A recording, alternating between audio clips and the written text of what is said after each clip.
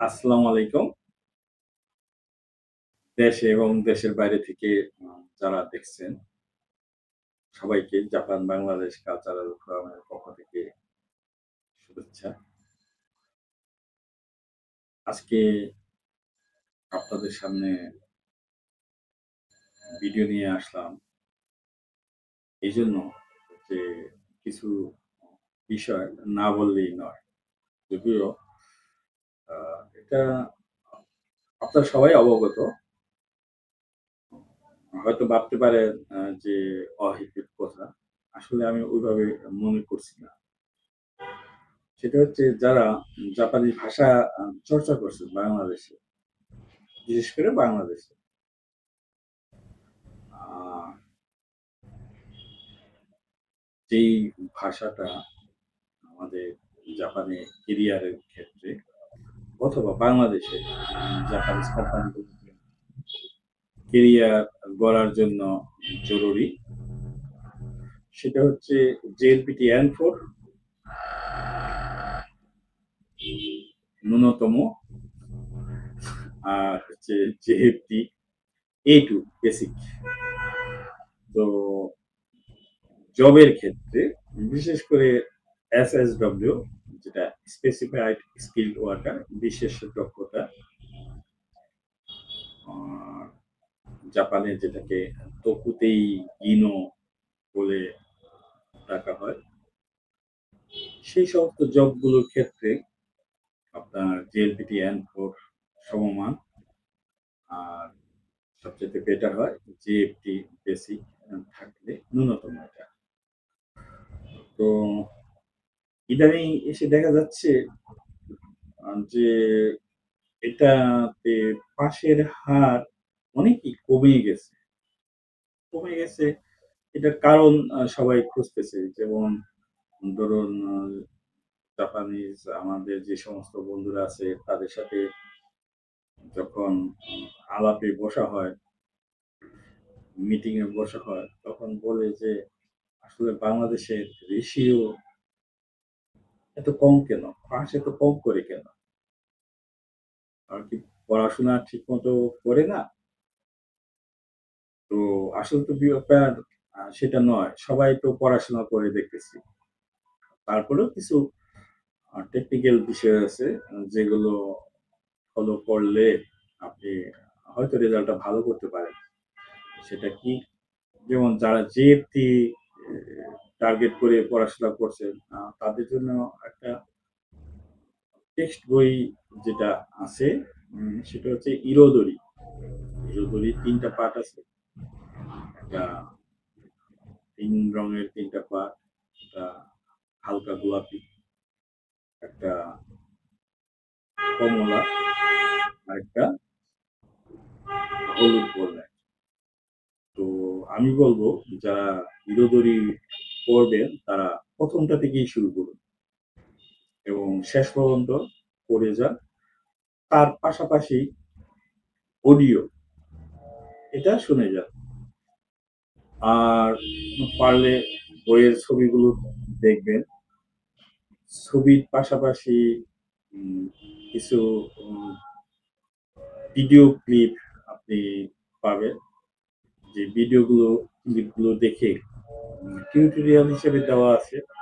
যদি ফলো করেন আশা করি ভালো করতে পারবেন। আর কাঞ্জি বলতে যেটা সেটা বইতে যে কাঞ্জিটা দেওয়া আছে এটিই যথেষ্ট আমি মনে করি। আর রিডিং পড়াটা ভালোভাবে আ অভ্যস্ত করতে হবে।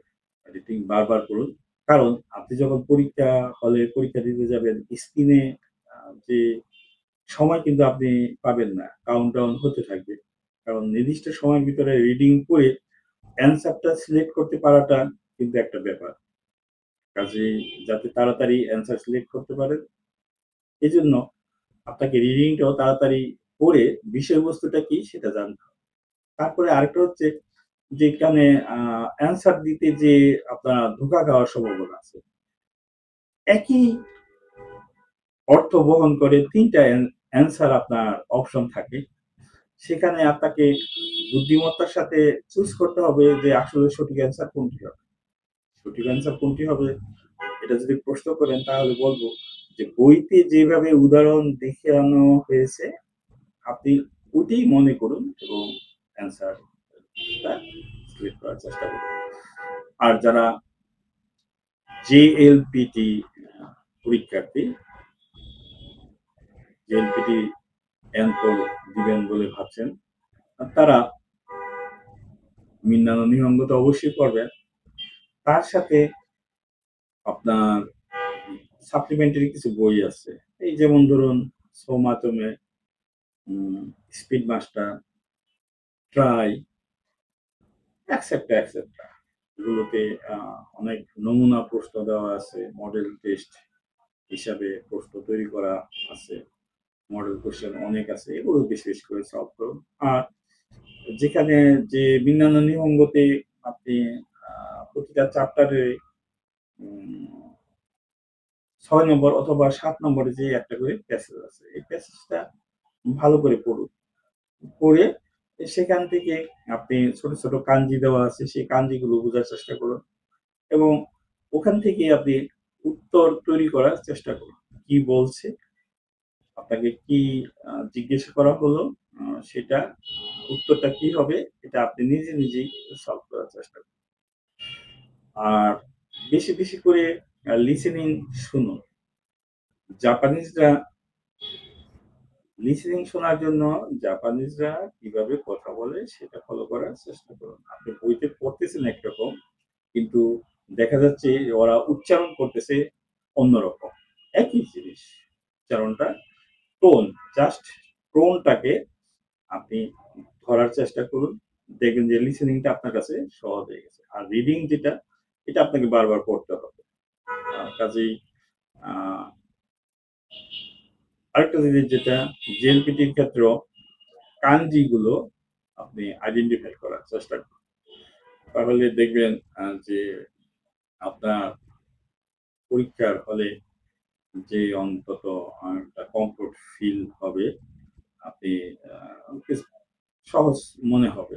আর আরেকটা হচ্ছে আমার কথা একটাই, যে আপনি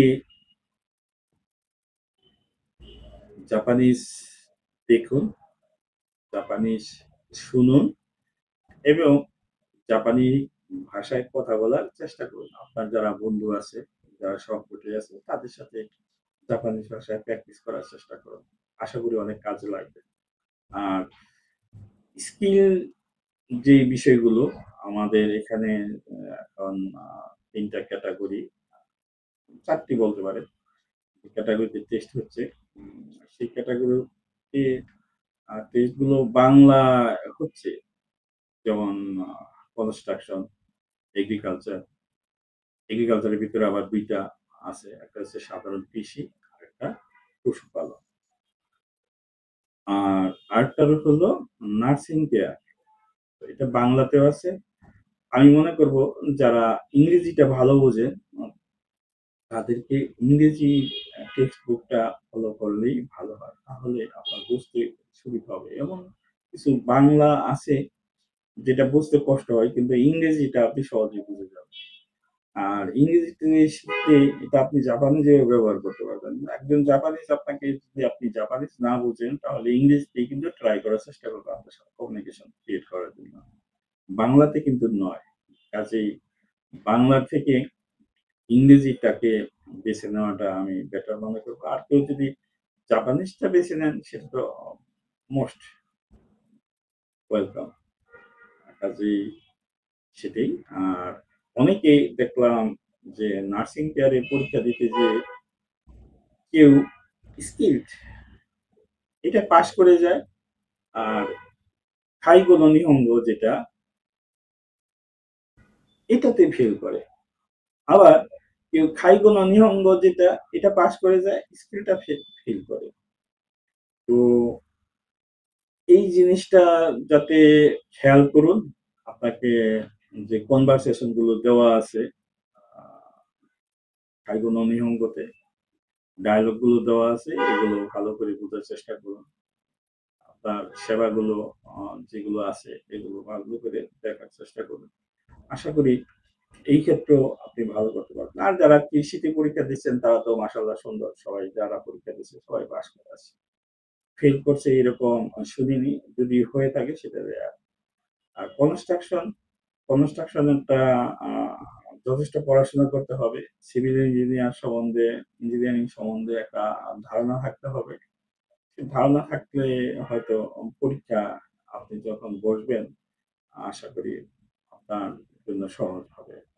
পরীক্ষা পাস করার জন্য, প্রশ্নগুলো উত্তর দেওয়ার জন্য। তো এটা আর সবার আগে যেটা জাপানে যাওয়ার আগে জাপানি ভাষা আ চর্চা করলে হবে না। সেই ভাষার পাশাপাশি জাপানের কালচার, জাপানের ম্যানারিজম, জাপানিদের সম্বন্ধে যথেষ্ট ধারণা, তাদের সমাজ, রীতিনীতি এগুলো সম্বন্ধে আপনি ধারণা নেওয়ার চেষ্টা করুন। সবচেয়ে বড় কথা হচ্ছে বিনয়ী হতে হবে। বিনয়ী হওয়ার চেষ্টা করুন। এটা কোনো বিকল্প নাই। এটা জাপান বলুন আর বাংলাদেশে বলুন। এটা যদি আপনার ভিতরে থাকে আর সেই সাথে যদি আপনার মেধা থাকে, আপনার বুদ্ধিমত্তা থাকে তাহলে আপনি সব জায়গায় যেয়ে আপনি সফল হবেন, সাকসেস হবেন। আজকে এই পর্যন্তই। আশা করি সবাই ভালো থাকবেন। আর আমার জন্য উম বেশি, বেশি করে দোয়া করবেন। জাপান বাংলাদেশ কালচারের পক্ষ থেকে সবাইকে শুভেচ্ছা জানিয়ে এখানেই শেষ করছি। আল্লাহ হাফেজ।